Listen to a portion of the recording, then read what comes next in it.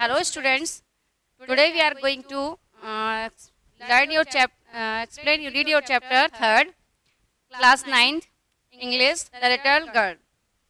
So before start the chapter, हम कुछ इसके बारे में जानेंगे about the chapter. Do you feel you know your parents better now than when you were much younger? तो क्या आप सोचते हो कि अपने पेरेंट्स को आप जानते हो जब बहुत छोटे होते हो, अपने पेरेंट्स को जानते हो? Perhaps you now understand the reason for some their actions that used to be upset you earlier. शायद आप समझ पाओ ये चीज, इसके उनके रीजन्स को, जो उनके काम होते थे जो कि आपको अपसेट करते थे, उनको आप समझ पाओ बड़े हो जाओगे तब.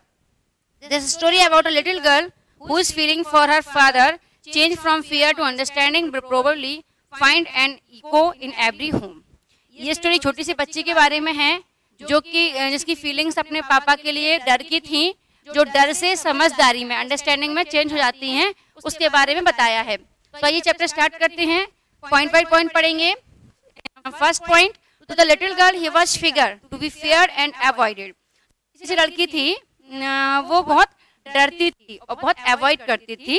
Every morning before going to work, हर सुबह काम पर जाने से पहले उनके जो फादर थे उसके पास आते थे उसके रूम में, and gave her a casual kiss.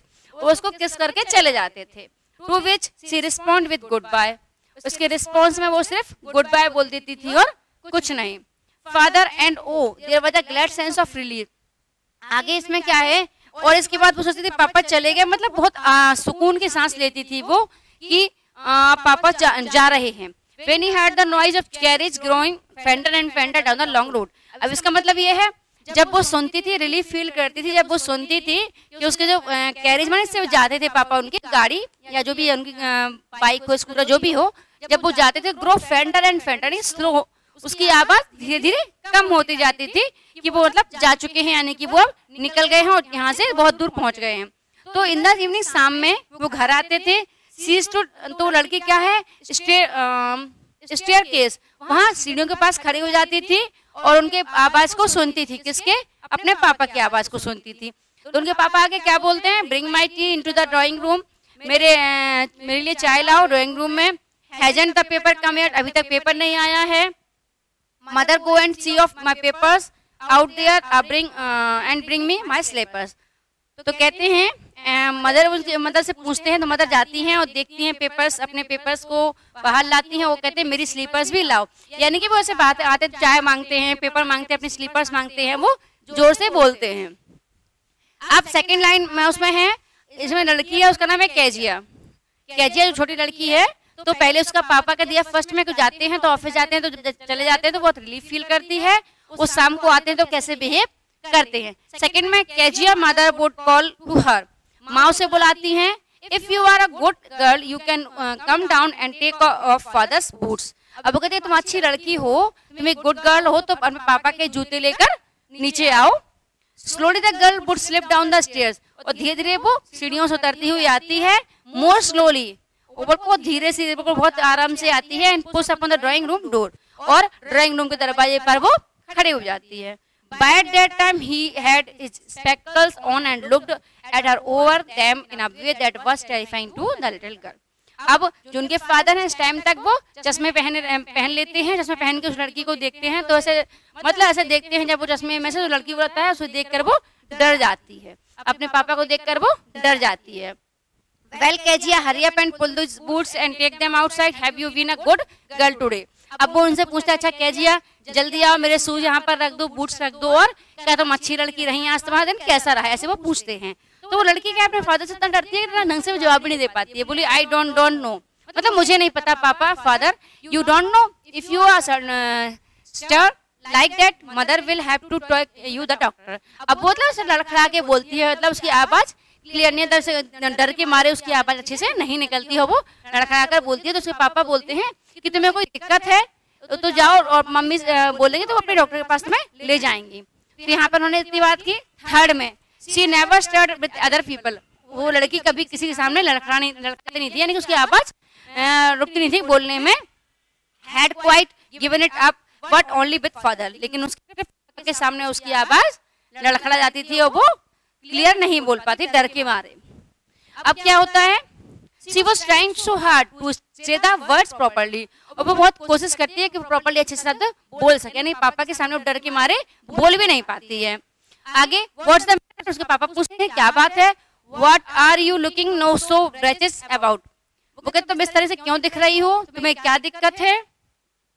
And mother I wish you taught this child not to appear on the breaks of suicide, अब वो उसे कहते हैं, मतलब ऐसे एकदम ऐसे दुखी दिखाई देती है, ऐसा लगता है कि ऐसा भी सुसाइड करने वाली हो, मतलब को ऐसे में दिखाई दिए बहुत ब्रिंक ऑफ सुसाइड, यानी कि बिल्कुल वो अभी बिल्कुल जाके सुसाइड करने वाली है, ऐसे वो दिखाई देती है। Here Kezia carry my tea cup back to the table carefully, उससे वो कहते हैं केजिया यहाँ मेरी चाय का कप आराम से टेबल पर रख दो। ही वॉज सो बिग, अब वो कहती है पापा कैसे थे, बहुत बड़े थे। His hands and his neck, उनकी गर्दन और उनके हाथ, specially his mouth when he yawned, yawn का मतलब वो कहते हैं ना जवाई लेना, लेकिन कहते हैं उनका मुंह खोल के जवाई लेते हैं तो बहुत उनका मुंह बड़ा लगता है, उनके हाथ बड़े लगते हैं, उनकी गर्दन बड़ी लगती है, इस टाइप में वो कहते हैं। Thinking about him alone was liking think about a giant, तो वो कहते हैं उनका सोच के मतलब बहुत अजीब सा लगता है, बहुत डर सा लगता है, बहुत बड़े हैं ये। चौथे पॉइंट में है on Sunday afternoon grandmother sent her down to the drawing room to have a nice talk with the father and mother. Sunday afternoon था, ग्रैंडमदर उसकी दादी ने भेजा लड़की को कि जाओ ड्राइंग रूम में अपने पापा से और मम्मी से बैठ के उनके साथ बैठ के बात करो, उन्हें भेजा।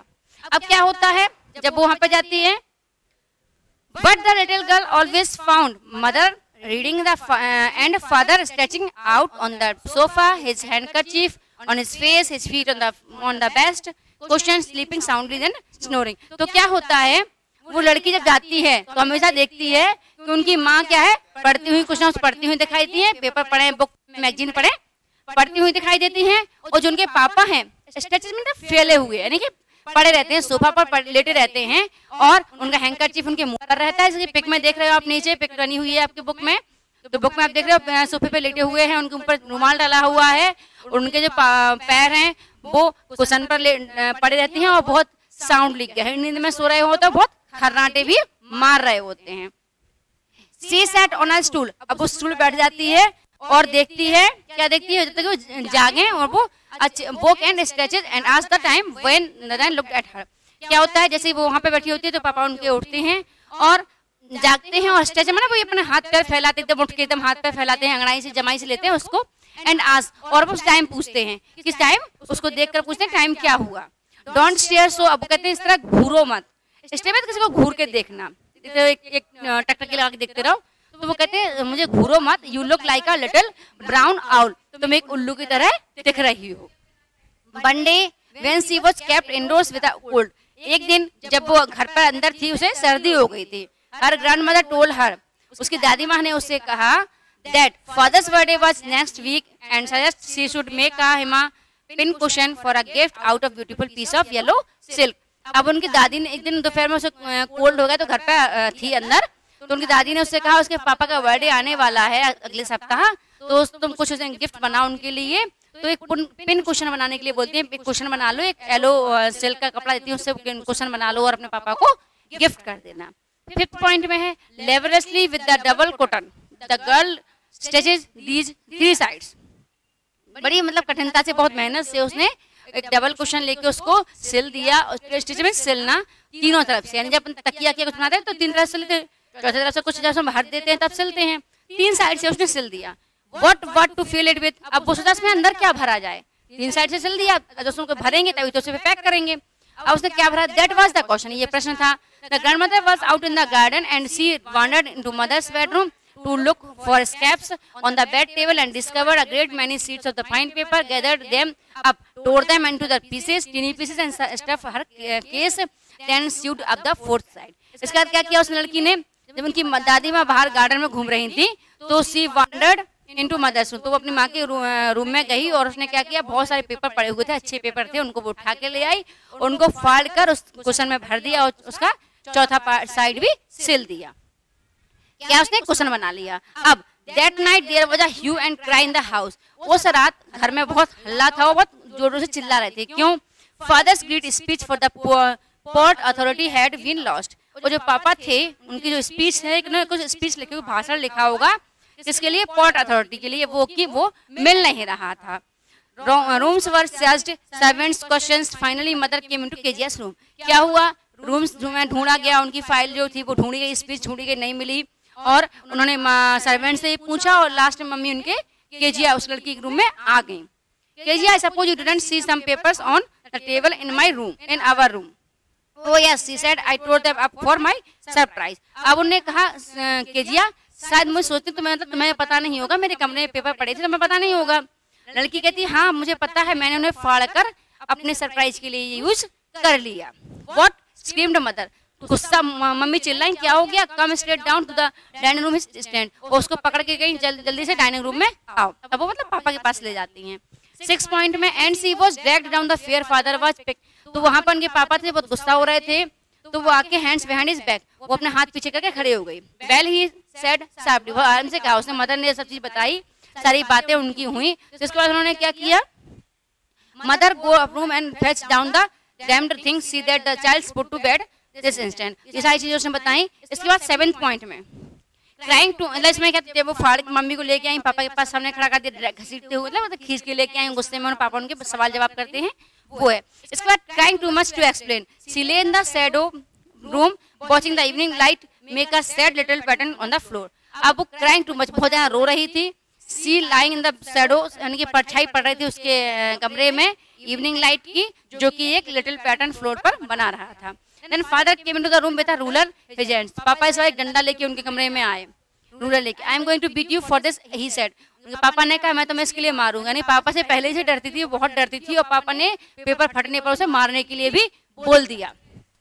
No no, she scream hiding under the bed cloth, और वो डरती हुई मतलब जो बेड क्लॉथ, जो मतलब पलंग पर जो चद्दर जो बिछे रहते हैं, स्वेट सीट होती है, उसको उसके नीचे वो छिप गई। ही पुल्ड, उसको पापा ने बाहर निकाला, उसको sit up, he ordered, and hold your hands, you must be taught once for all not to touch what does belong to you. इसमें उन्होंने कहा, तुम्हें एक बार मतलब सजा मिलनी चाहिए, कहते हैं सबक सिखाना जरूरी है कि तुम आगे से चल के कोई चीजें किसी की ना छुओ, यानी कि जो चीज तुम्हारी नहीं है तुम किसी और की चीजें ना छुओ, ये कह देते हैं वो। But it was for your birthday, यानी कि लड़की जो वो वैसे ही पापा के सामने साफ नहीं बोल पाती थी, हकला जाती थी, डर जाती थी, तो कहती ये सब आपके बर्थडे के लिए था।